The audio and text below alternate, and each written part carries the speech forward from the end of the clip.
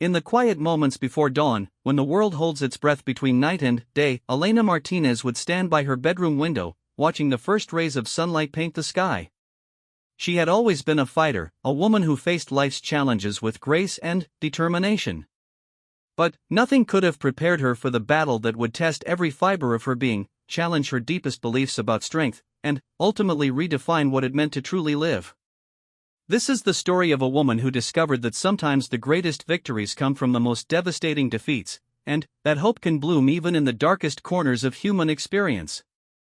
Elena Martinez had always believed that life was something you could control through careful planning and unwavering determination. At 38, she had built a successful career as a landscape architect, designed gardens that brought joy to countless families, and created a life that seemed as perfectly arranged as the botanical masterpieces she crafted. Her days began at 5:30 each morning with a run through the tree-lined streets of her neighborhood, followed by a carefully planned breakfast and a review of her project schedules. She lived in a charming Victorian home that she had restored herself, complete with a garden that served as both her sanctuary and her laboratory for new design ideas. The first sign that something was wrong came on a Tuesday morning in late September. Elena was working on plans for a memorial garden when she felt an unusual fatigue wash over her. She attributed it to the long hours she had been putting in on a particularly challenging commercial project.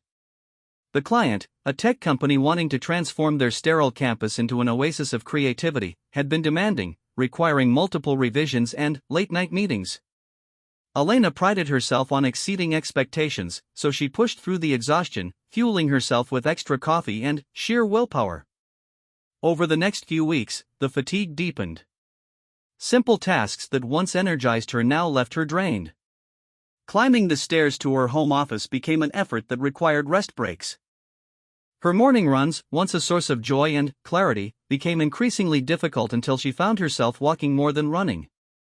Friends and colleagues commented that she looked pale, but Elena dismissed their concerns with her characteristic optimism. She had always been someone others turned to for strength and encouragement, and she was not ready to admit that she might need help herself.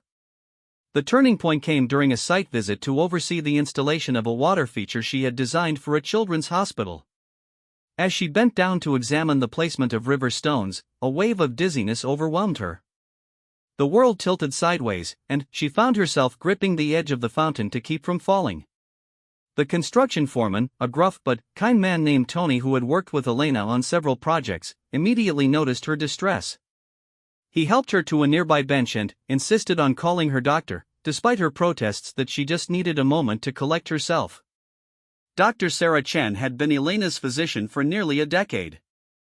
She knew Elena as someone who rarely got sick and who approached health with the same methodical precision she applied to her work.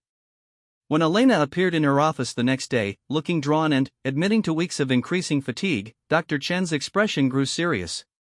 She ordered a comprehensive blood panel, explaining that Elena's symptoms, while common, needed to be investigated thoroughly. Elena left the appointment feeling both relieved to have taken action and anxious about what the tests might reveal. The call came on a Friday afternoon. Elena was reviewing plant specifications for an upcoming project when her phone rang. Dr. Chen's voice was gentle but direct. The blood work showed abnormalities that required immediate attention. Elena's white blood cell count was dangerously high, and there were other markers that suggested a serious underlying condition. Dr. Chen had already arranged for Elena to see an oncologist the following Monday. The word oncologist hit Elena like a physical blow. Cancer. The possibility she had never allowed herself to consider suddenly became terrifyingly real. That weekend passed in a blur of research and worry. Elena, true to her nature, threw herself into learning everything she could about blood cancers, treatment options, and survival rates. She filled notebooks with questions for the oncologist and created detailed timelines of her symptoms. Her sister Maria, who lived across the country, flew in immediately after Elena's tearful phone call. Maria found Elena surrounded by medical journals and printouts, trying to solve her health crisis the same way she would approach a complex design project. The oncologist, Dr. James Reeves, was a man in his 50s with kind eyes and a direct manner that Elena immediately appreciated. After examining her and reviewing her test results, he explained that Elena likely had acute lymphoblastic leukemia, a type of blood cancer that required immediate and aggressive treatment. The diagnosis would need to be confirmed with a bone marrow biopsy, a procedure he could perform that same day. Elena listened to his explanation with the same focused attention she brought to client presentations, taking notes and asking clarifying questions. Inside, however, her carefully ordered world was crumbling. The bone marrow biopsy was more painful than Elena had expected, despite Dr. Reeves' warnings. As she lay on her side, feeling the needle penetrate deep into her hip bone, she stared at a landscape photograph on the wall and tried to transport herself to that peaceful mountain meadow. The procedure took only minutes, but it felt like hours. Afterward, as she waited in the recovery area, Elena called her business partner, David, to cancel her meetings for the rest of the week.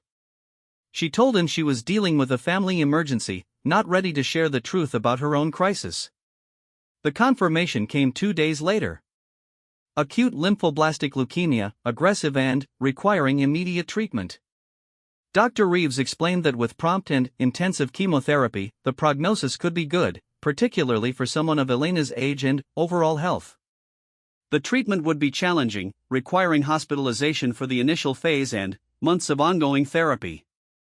Elena's carefully planned life was about to be turned upside down. That evening, Elena sat in her garden as the sun set behind the oak trees she had planted 5 years earlier. The late autumn air was crisp, and the leaves were just beginning to turn their brilliant colors. She thought about all the gardens she had created, how she had helped others envision beauty and growth in empty spaces. Now she would need to find a way to cultivate hope and healing in the barren landscape of serious illness. She knew that the coming months would test her in ways she had never imagined, but, as she watched the first stars appear in the darkening sky, Elena made a silent promise to fight with everything she had. The chemotherapy ward at Metropolitan Hospital was nothing like the sterile, intimidating environment Elena had feared. The walls were painted in soft, warm colors, and large windows let in natural light that shifted throughout the day. Each patient room had been designed with comfort in mind, featuring adjustable lighting, comfortable seating for visitors, and even small spaces for personal items that could make the space feel more like home.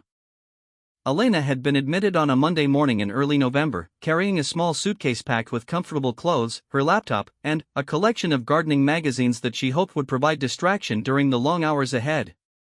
Her first round of chemotherapy was scheduled to last 5 days, with medications administered through a central line that had been surgically placed in her chest.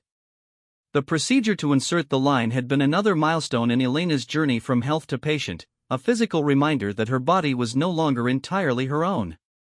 The line would remain in place for months, allowing doctors to administer treatment and draw blood without the repeated discomfort of needle sticks. Elena had decorated the area around the insertion site with colorful bandages, a small act of defiance against the medical apparatus now part of her daily reality. Dr. Reeves had assembled a comprehensive care team for Elena's treatment. In addition to the oncology nurses who would administer her chemotherapy, she worked with a nutritionist to maintain her strength during treatment, a social worker who helped navigate the complex world of insurance and disability benefits, and a counselor who specialized in helping patients cope with the emotional challenges of cancer treatment. Elena approached each meeting with characteristic thoroughness, asking detailed questions and taking careful notes. She wanted to understand every aspect of her treatment, to feel some measure of control in a situation that often felt overwhelming. The chemotherapy drugs themselves had names that sounded more like chemical formulas than medicines: cytarabine, daunorubicin, vincristine. Each had its own schedule, side effects, and purpose in the complex protocol designed to eliminate the cancerous cells from Elena's blood and bone marrow. The nurses explained each medication as they administered it, describing what Elena might expect to feel and when. The first day of treatment proceeded smoothly, with Elena feeling remarkably normal as the clear liquids dripped slowly into her system through the 4 tubing connected to her central line. By the second day, Elena began to understand why chemotherapy was often described as poisoning the body to save it. The nausea came in waves, sometimes mild enough to ignore, other times so intense that Elena could only lie still and focus on breathing. The anti-nausea medications helped, but they brought their own side effects: drowsiness that made it difficult to concentrate, constipation that required additional medications, and a general feeling of disconnection from her body that Elena found almost as troubling as the physical symptoms. Maria had taken a leave of absence from her job as a high school teacher to stay with Elena during treatment. She had transformed Elena's hospital room into a more livable space, bringing in soft blankets, photos from home, and a small collection of Elena's favorite books. Maria's presence was both comforting and challenging for Elena, who had always been the protector and problem solver in their relationship. Learning to accept care and support was almost as difficult as dealing with the cancer itself. The most unexpected aspect of Elena's hospital stay was the community she found among other patients.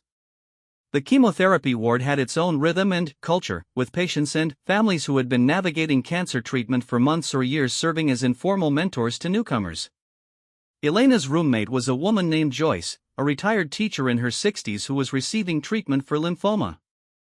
Joyce had been through multiple rounds of chemotherapy and had developed a philosophical approach to the experience that both impressed and comforted Elena.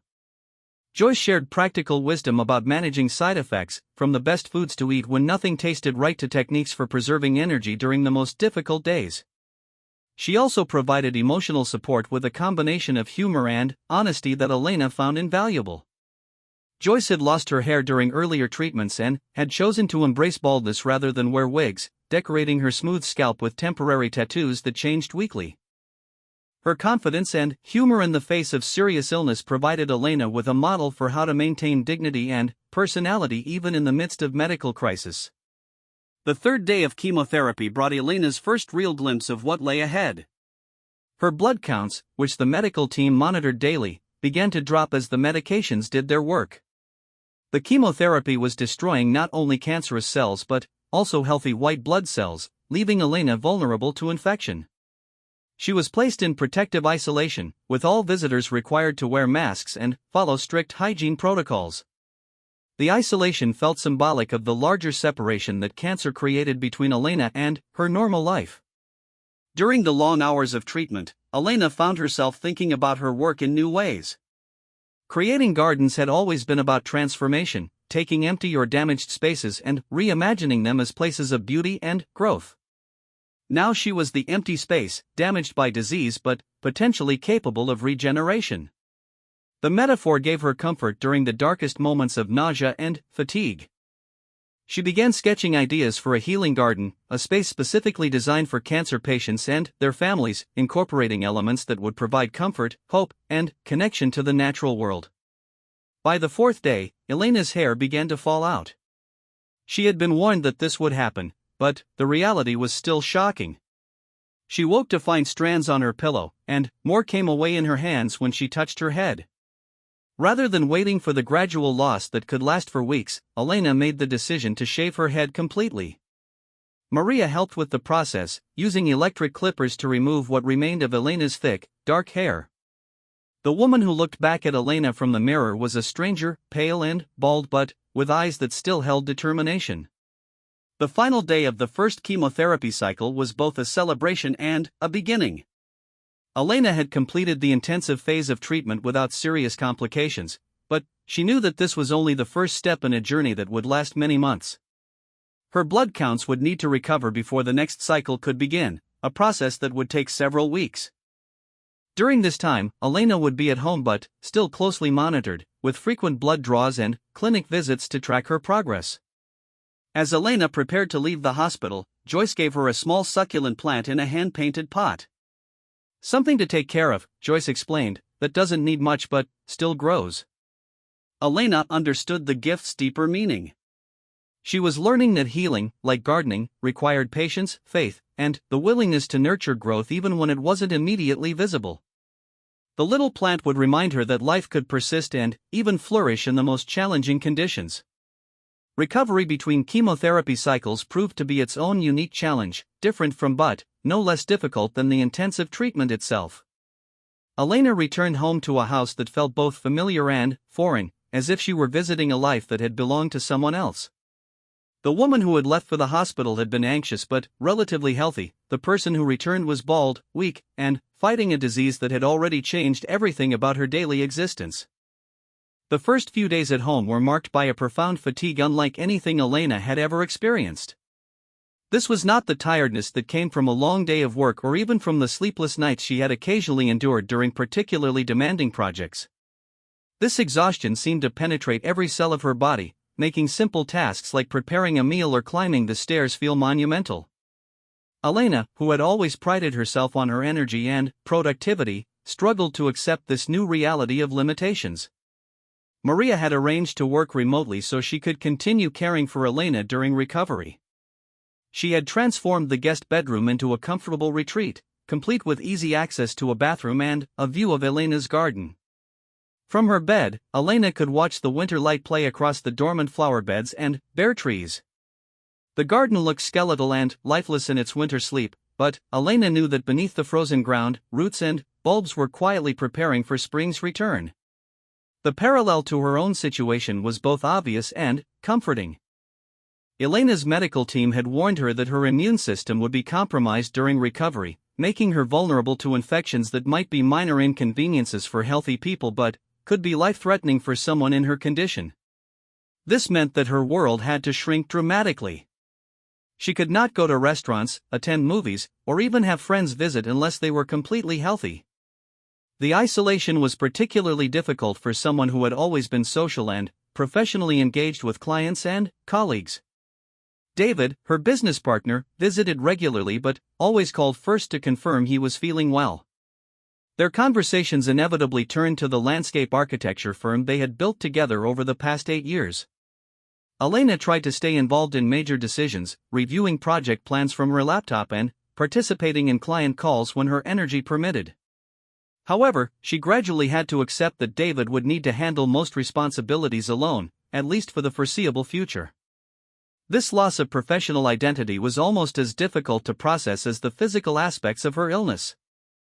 The side effects from chemotherapy lingered long after the medications had finished flowing through Elena's fore. Her sense of taste had changed dramatically, making food she had once enjoyed seem bland or unpleasant. Maria experimented with different flavors and textures, trying to find things Elena could eat with enthusiasm rather than merely tolerance. They discovered that citrus fruits still tasted normal and that ginger tea helped settle Elena's stomach. Meals became small, frequent affairs rather than the social events they had once been. Elena's relationship with her own body became complicated during this period. The steroids that were part of her treatment protocol caused her face to become round and puffy, while muscle weakness made her movements slower and less graceful. She avoided mirrors when possible and found that photographs from before her diagnosis looked like images of a different person. The woman in those pictures had taken her physical capabilities for granted, had never questioned whether her body would cooperate with her plans and ambitions. 3 weeks after completing her first cycle of chemotherapy, Elena returned to the hospital for blood work that would determine whether she was ready for the next round of treatment. Her blood counts had recovered enough to proceed, which Dr. Reeves explained was a positive sign that her bone marrow was responding appropriately to the therapy. However, he also delivered news that Elena had been dreading. Genetic testing of her cancer cells had revealed mutations that made her particular type of leukemia more aggressive than initially thought. This information meant that Elena's treatment plan would need to be more intensive than originally anticipated. Instead of the standard 4 cycles of chemotherapy, she would need 6, followed by additional maintenance therapy that could last for years. The news felt like a betrayal, as if the goalpost had been moved just as she was making progress toward it. Elena had been mentally preparing herself for a difficult but finite period of treatment, and now she faced the prospect of years of medical management. Dr. Reeves also raised the possibility of a bone marrow transplant, depending on how Elena responded to the additional chemotherapy cycles. A transplant would involve finding a compatible donor, undergoing even more intensive treatment to completely eliminate her existing bone marrow, and then rebuilding her immune system from donated cells. The procedure carried significant risks but also offered the best chance for a permanent cure. Elena left the appointment feeling overwhelmed by the complexity of the decisions that lay ahead. That evening, Elena sat in her garden despite the cold November air. She had wrapped herself in warm blankets and brought a thermos of hot tea, determined to spend time in the space that had always provided her with peace and perspective. The garden looked desolate in its winter dormancy, but Elena could envision its spring awakening. She knew where the first crocuses would emerge, which trees would bud earliest, and where the daffodils would create pools of yellow light in the emerging green. The garden had taught Elena about cycles of death and renewal, about the necessity of dormant periods for future growth, and about the patience required to nurture life in challenging conditions. As she sat surrounded by the bare branches and frozen soil, Elena realized that she was learning to apply these same principles to her own healing journey. Cancer had forced her into a kind of winter, stripping away the external markers of her former life and reducing her to essential elements. But, like the dormant plants around her, she was not dead, merely resting and gathering strength for renewal. Elena began to make plans for her recovery, not just from cancer but for the life she wanted to build beyond treatment. She started a journal, documenting not just the medical aspects of her experience but also the emotional and spiritual insights that were emerging from this forced period of reflection. She began researching healing gardens, studying how landscape design could support the psychological and physical recovery of people dealing with serious illness. A new professional passion was beginning to take shape, born from her own experience as a patient.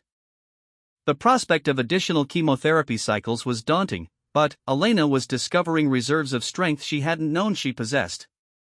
She was learning to find meaning and purpose even in the midst of suffering, to maintain hope without minimizing the reality of her situation. The woman who faced the next round of treatment would be different from the one who had received her initial diagnosis, shaped by pain and loss but also by the profound human capacity for adaptation and growth.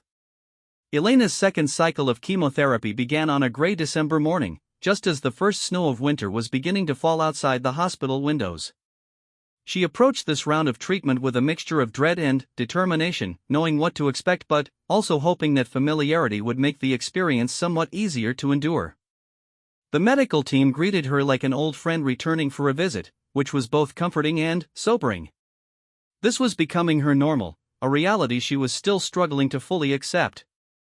The hospital had decorated for the holidays, with tasteful displays that acknowledged the season without being overwhelming to patients who might be spending Christmas away from their families. Elena appreciated the effort to maintain some connection to the outside world, even as she prepared to once again surrender her independence to the rhythms of medical treatment. Maria had brought a small artificial tree for Elena's room, decorated with photos of family members and friends who were thinking of her during this difficult time. This second round of chemotherapy was more intense than the first, with higher doses of medications and a longer treatment schedule.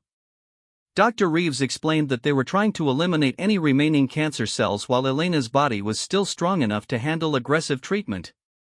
The side effects came faster and hit harder this time, as if Elena's body remembered the assault and was less able to cope. The nausea was more severe, requiring stronger anti-nausea medications that left Elena feeling disconnected and drowsy. The emotional challenges of the second cycle proved to be as difficult as the physical ones. During her first treatment, Elena had been buoyed by the novelty of the experience and the hope that this would quickly solve her medical crisis. Now she understood that cancer treatment was not a single event but a marathon that would test her endurance in ways she was only beginning to comprehend. The reality of multiple cycles stretching ahead felt overwhelming, and Elena found herself battling despair alongside the cancer. Her relationship with other patients had deepened during the weeks between treatments. Joyce, her former roommate, was also back for another cycle, and they had maintained contact through phone calls and text messages. Elena had been devastated to learn that Joyce's cancer had returned after a brief remission, requiring her to begin an entirely new treatment protocol. The reminder that cancer could return even after successful treatment was sobering, but Joyce's continued optimism and humor remained an inspiration. Elena also met new patients during this stay, including a young man named Alex who was only 25 and dealing with testicular cancer. His youth and the early stage of his disease made his prognosis much better than Elena's, but his fear and uncertainty were palpable. Elena found herself taking on a mentoring role, sharing practical advice about managing side effects and emotional strategies for coping with the uncertainty that cancer brought. Helping others gave Elena a sense of purpose during the long days of treatment. The holiday season added another layer of complexity to Elena's experience. Christmas had always been her favorite time of year, marked by elaborate celebrations with extended family and the joy of creating magical experiences for her young nieces and nephews. This year, her immune system was too compromised for large gatherings, and her energy was too limited for the extensive preparation she usually enjoyed.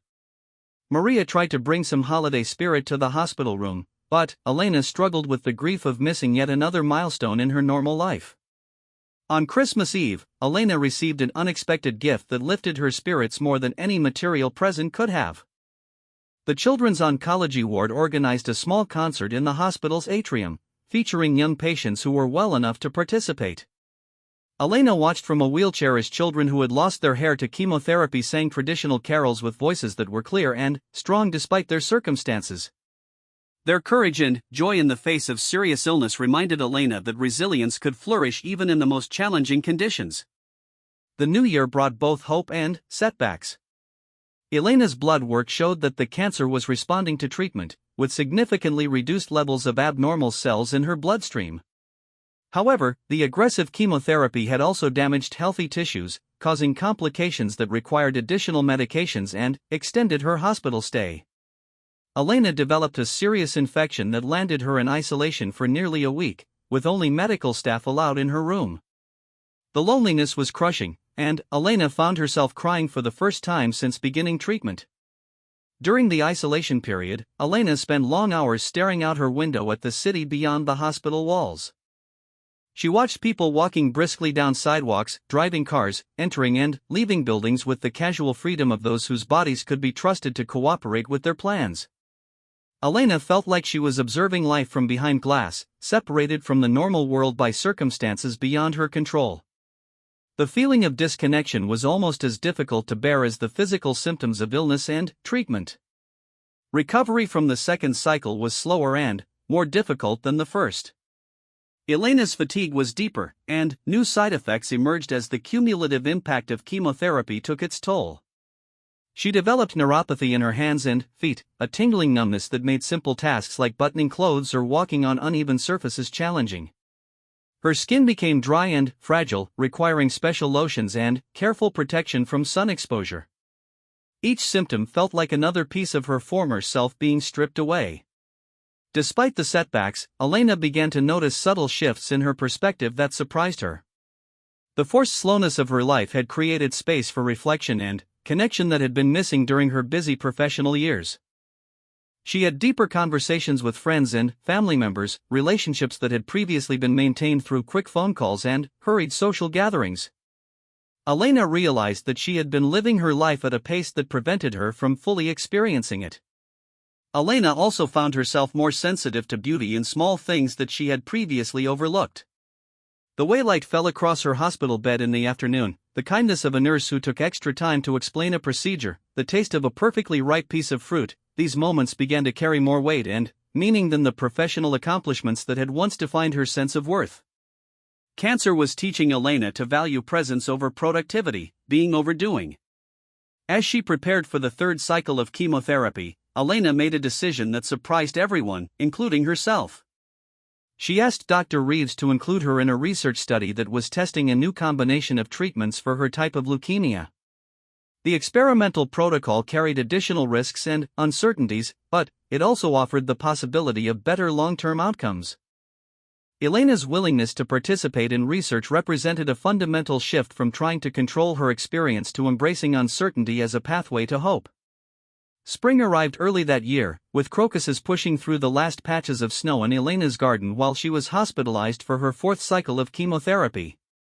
From her window, she could see the city beginning to wake up from winter's dormancy, and she felt a profound connection to the seasonal cycle of death and renewal that had always governed her work as a landscape architect. The parallels between the natural world's rhythms and her own journey through cancer treatment had become increasingly meaningful as her understanding of both healing and growth deepened.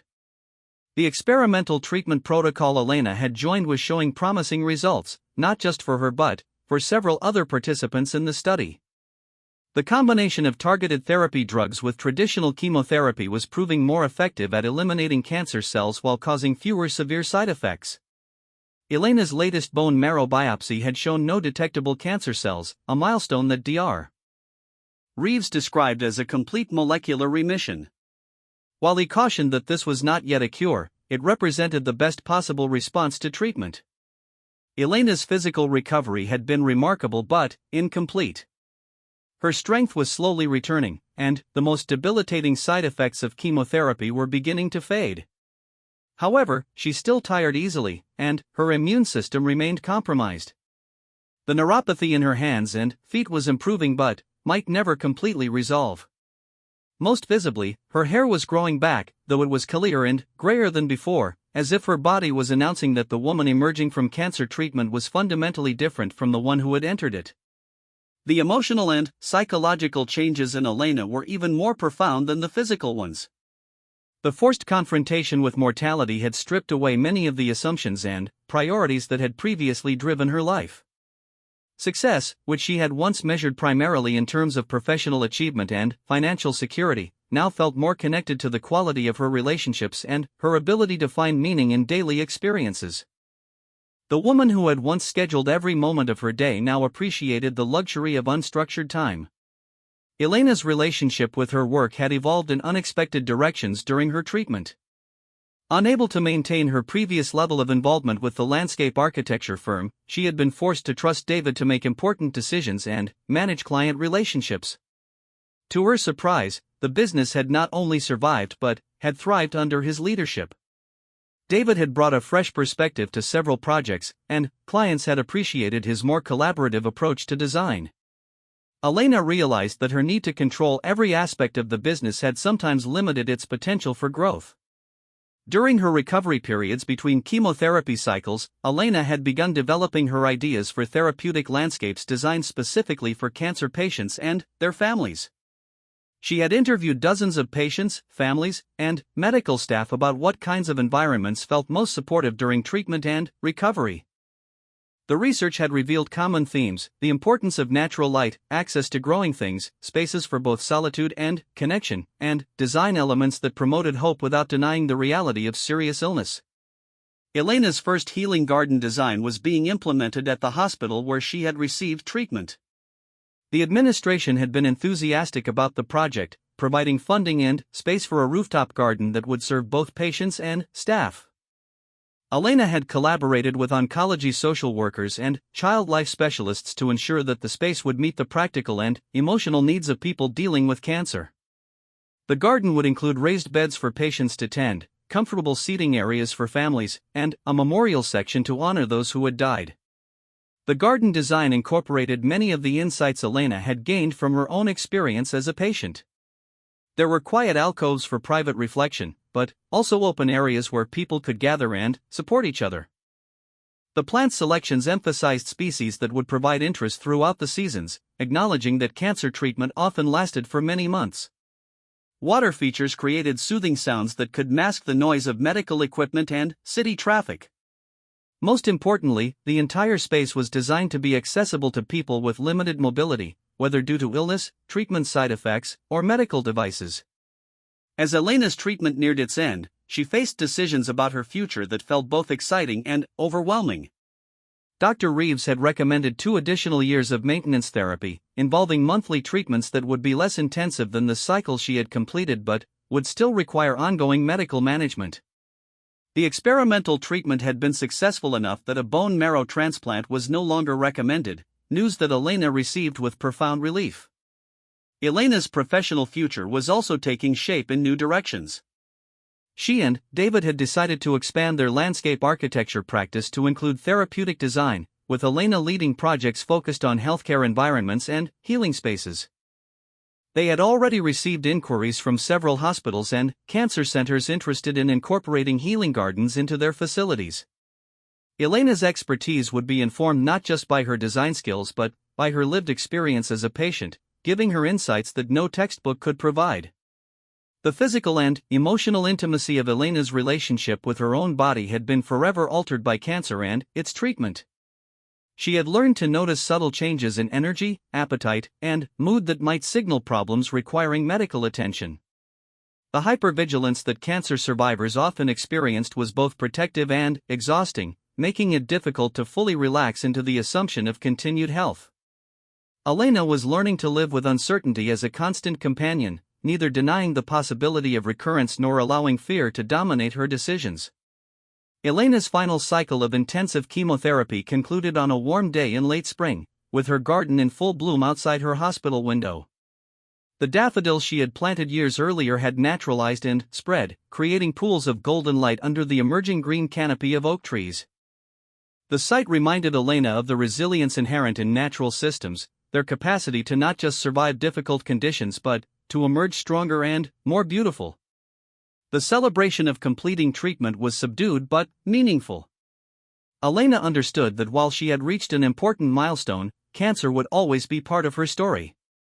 Regular monitoring, ongoing medication, and the possibility of recurrence would be lifelong companions. However, she had also discovered strengths and sources of meaning that she never would have accessed without facing serious illness.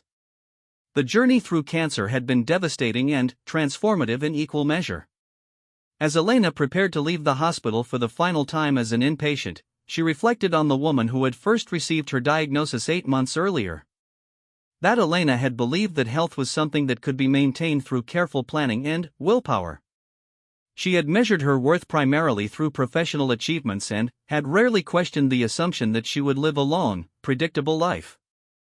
The Elena who was leaving the hospital was more aware of her vulnerability but also more appreciative of her strength, more accepting of uncertainty but also more committed to living with intention and purpose. Elena's journey through cancer had taught her that healing was not simply a return to previous health but a transformation that could lead to greater wisdom, deeper relationships, and more authentic ways of living. The scars from her central line would fade but never completely disappear, serving as permanent reminders of the year that changed everything.